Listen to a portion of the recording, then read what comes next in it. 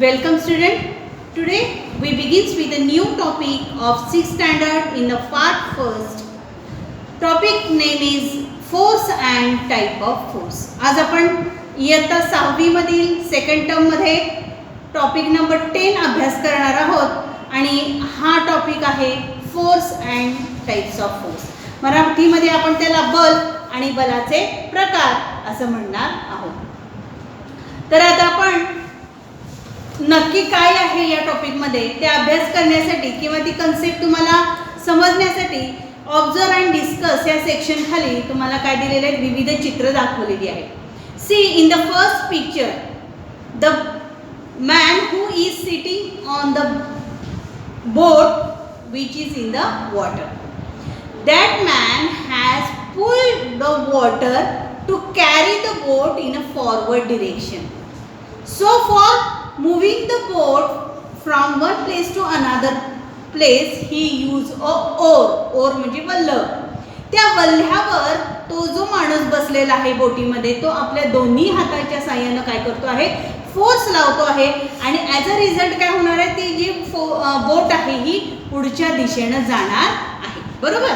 म्हणजे इथं माणसानं आपल्या बॉडीचा पूर्ण फोर्स जो आहे तो फोर्स लावलेला आहे वल्हावर आणि ॲज अ रिझल्ट काय होणार आहे, boat is moving in a forward direction against the water. Okay. In the second picture there is a sponge which is in a rectangular shape. When we apply force by our finger then its size shrink or their place is shrink, means shape slightly changes when we apply the force. Okay. In the third picture that man applying force by his two hands on object to cut that rod. Okay. In the fourth picture a bullock cart is there and that bullock carries a grass in the bullock cart. When this bullock applies force and carry that grass in a forward direction, means bullock cart carried by the bullocks, means bullock applies his own force to move the bullock cart. In the fifth picture a boy is rolling a tire of a cycle. Okay. And he applies a force by the stick to move the wheel of cycle or tire. Okay. In the last picture a boy kicks the ball and as a result ball moves from one place to another place. Okay. So all these are the examples that shows that every person is applying force on the object and as a result that object is moved from one place to another place. One thing is that it changes its shape. In some cases a movingness or runningness also is here shown by the pictures. So all these pictures explain you then when we applied a force from outside the object have a several changes in it. So for that clarification a 5 sentence is given to you to understand that. See, will a boat move ahead unless pushed with the help of an oar. oar म्हणजे काय, वल्ह. लक्षात ठेवायचं OAR. Or म्हणजे वल्ह.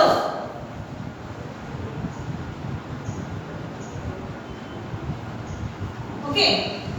त्यानंतर बघा काय सांगितलं आहे, वल्ह्याच्या सहाय्याने रेटा न देता नाव पुढे जाण्यात येईल का, नाव जाईल का, पुढे जाणार नाही. Who exerts a force to move a bullock cart forward. बैलगाडी पुढे जाण्यासाठी जोर कोण लावतं, तर bullocks.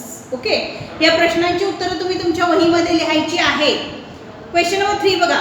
What makes the ball moving during a game of a football. फुटबॉलचा खेळ चालू असताना चेंडू कशामुळे गतिमान होतो. That ball moves during the game of a football when a boy applied a force to the ball. Okay, how does it direction changes? त्याची direction कशी बदलते? According to applying force. Fourth one question, will the wheel go forward if it is not pushed with the stick? काठीने न ढकलता चाक पुढे जाईल का? No. The wheel will not move unless we applied a force to it by the stick. So when we kick the football coming in our direction towards the goal, we applied a force. In day-to-day life, we do many actions such as lifting, pulling, riding a bicycle and stopping it at times, pushing a load, squeezing, bending something and drive vehicles. It is necessary to apply a force for doing all these actions. Force is applied to an object to pull it or to push it in any manner. इथं काय सांगितलेलं आहे बघा, when we kick the football coming in our direction towards the goal, we apply the force. When we apply the force, the ball moves from our side to another side. Okay, in day to day life म्हणजे आपल्या दैनंदिन जीवनामध्ये we do many actions, आपण अनेक अशा क्रिया करतो. Action म्हणजे काय? इथं क्रिया. such as lifting, लिफ्टिंग म्हणजे उचलणे, पुलिंग ढकलणे, रायडिंग अ बायसिकल सायकल चालवणे, and stopping it at once तात्काळ थांबवणे, पुशिंग अ लोड एखादा जड वस्तू आपल्याला ढकलायची आहे, स्क्वीजिंग म्हणजे पिळणे, और बेंडिंग समथिंग किंवा एखादी वस्तू वाकवणे, something and driving a vehicles किंवा एखादी गाडी चालवणे. It is necessary to apply the force. आणि ह्या सगळ्या ज्या क्रिया आहेत, ह्या सगळ्या क्रिया होण्यासाठी आपल्याला काय अप्लाय करावं लागतं? तर फोर्स अप्लाय करावा लागतो. फोर्स अप्लाय केल्याशिवाय या कोणत्याही ॲक्शन होणार नाही. Force is applied to an object to pull it or push it in any manner. म्हणजे कोणतंही जर आपण बल लावलं असेल तर त्या कामासाठी काम करण्यासाठी जोर लावण्याची आवश्यकता आहे. वस्तूवर कोणत्याही प्रकारे ओढणे किंवा ढकललेल्या लावलेल्या जोरास बल असे म्हणतात. लक्षात आलं का? बघा, आता हे झालं ॲक्शन ज्या आपल्याला वर डिस्क्राईब केलेले आहेत ऑब्झर्व अँड डिस्कस सेक्शनसाठी. तर त्यामध्ये आपण वेगवेगळे ॲक्शन बघितलेले आहेत आणि त्या ॲक्शन घडण्यासाठी फोर्स आपल्याला अप्लाय करत असतो. मग after applying the force which action or which effect seen to it, that is we are discussing the effect of force on an object. First one, no object changes its place on its own. कोणतीही वस्तू आपणहून जागा बदलत नाही, कारण ती निर्जीव आहे. ती सजीव आहे का वस्तू? नाही. Force is required to move an object. आणि ती जी वस्तू आहे ती वस्तू एका ठिकाणाहून दुसऱ्या ठिकाणी जाण्यासाठी फोर्स अप्लाय करावा लागत आहे. Force is use to change the direction of an object in motion or to stop it. म्हणजेच काय? गतिमान वस्तूची दिशा बदलण्यासाठी, तिला थांबवण्यासाठी बलाचा वापर होत असतो. त्यामुळं बल लावल्यानंतर वस्तूवर दिसणारे अनेक बदल आपल्याला बघायला मिळतात. म्हणजेच बल लावणे किंवा फोर्स लावणे ही एक महत्त्वाची क्रिया आहे. जोपर्यंत आपण बल लावत नाही तोपर्यंत आपल्याला कोणत्या प्रकारचा इफेक्ट आहे हे सांगता येत नाही किंवा ती वस्तू गतिमान सुद्धा होणार नाही. गतिमान असलेली वस्तू थांबणार सुद्धा नाही. बरोबर? मग तुम्हाला परीक्षेमध्ये असा प्रश्न विचारला जातो, what are the effect of force on an object. तुम्ही असंच लिहू शकता, no object can move from its one place. Force is required to move an object. Force is use to change the direction म्हणजे दिशा बदलण्यासाठी, और the motion म्हणजे गती बदलण्यासाठी त्याचा उपयोग केला जातो, किंवा गती थांबवण्यासाठी सुद्धा फोर्सचा उपयोग केला जातो. For example, you are riding a bicycle. To ride the bicycle or to move the bicycle, you have to apply a force on the pedals so that it can move. If the cycle is going fastly, then if we want to stop it, what do? You apply a force by your hand to the brakes. As a result, that force is acting on the rim of the wheel, and as a result, when you apply force to the brakes of the brake, then it stops the running, means to stop the motion of the bicycle. Okay, that is the example.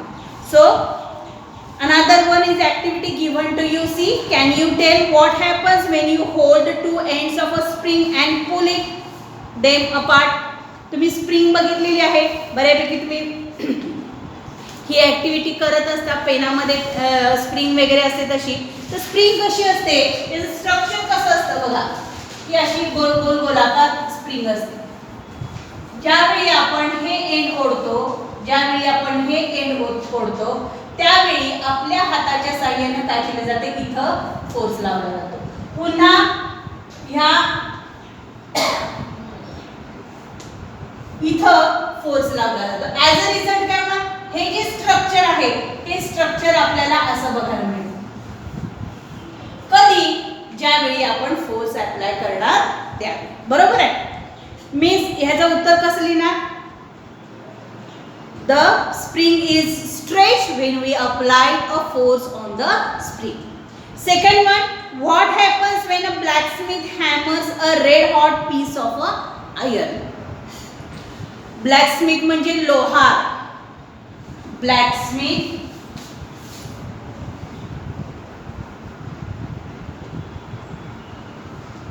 लोहार. बघा, तर लोहार जो आहे, हा लोहार एखादी लोखंडी वस्तू लाल करून तापवतो तो, आणि त्या तापलेल्या लोखंडावर वरून काय करतो, हातोड्याच्या साहाय्याने काय करतो, हॅमर करतो, म्हणजे त्याला जोर जोरात मारतो. मग काय होतं, ॲज अ रिझल्ट काय होतं, तो जो आयर्नचा पीस आहे त्याचा आकार काय होतो, बदलला जातो. Force is necessary to change the shape of an object. यावरूनच आपल्याला काय सांगता येईल की फोर्सचा उपयोग आता हॅमरच्या साहाय्यानं त्या ब्लॅकस्मिथनं काय केलेलं आहे, हॅमरिंग केल्यानंतर त्याची जी ओरिजिनल साईज आहे ती काय झाली, वाढली गेली. Means due to force the shape of the object can change. इथं सुद्धा शेप चेंज झाला आपण बघितलं स्प्रिंगमध्ये, आणि दुसऱ्या उदाहरणामध्ये सुद्धा शेप चेंज झालेला आपल्याला दिसून येतो. ओके, तर मुलांनो, ह्या टॉपिक मधला फर्स्ट पार्ट जो आहे, या पार्टमध्ये आपल्याला पान नंबर 27 वर जे काही मी न्यू वर्ड्स दिलेले आहेत किंवा मी टीचिंग करताना जे तुम्हाला सांगितलेले आहेत ते वर्ड्स तुम्ही ॲज अ नोट्स म्हणून लिहायचं आहे. वहीमध्ये अशाच पद्धतीनं तुम्हाला तुमच्या लिहायचं आहे. न्यू वर्ड्स 10 टाइम्स रिपीट करायचे आहेत. त्यानंतर 1, 2, 3, 4 जे आहेत प्रश्न विचारलेले आहेत सुरुवातीलाच, त्या प्रश्नांची उत्तरं मी तुम्हाला सांगितलेली आहेत. व्हिडिओ पॉज करून तुम्ही लिहू शकता. आणि त्यानंतर which action we do in our day to day life by applying the force, त्याचं सुद्धा आन्सर इथं आहे, ते तुम्ही प्रश्न लिहायचा आहे. त्यानंतर क्वेश्चन आहे, what is the effect of force on an object, त्याचं उत्तर सुद्धा तुम्हाला इथं या येलो रंगाच्या पॅराग्राफमध्ये दिसेल. आणि व्हाय फोर्स इज नेसेसरी, त्याचंही उत्तर शेवटच्या ह्या भागामध्ये दिलेलं आहे. तर अशा पद्धतीनं आपण सुरुवातीचं इंट्रोडक्शन पार्ट आणि इफेक्ट ऑफ फोर्स अभ्यास केलेला आहे. या प्रश्नांची उत्तरं ॲज अ नोट्स म्हणून तुमच्या वहीमध्ये लिहायचे आहेत. In the next part of the video we will learn about the types of force. Okay, till then good day.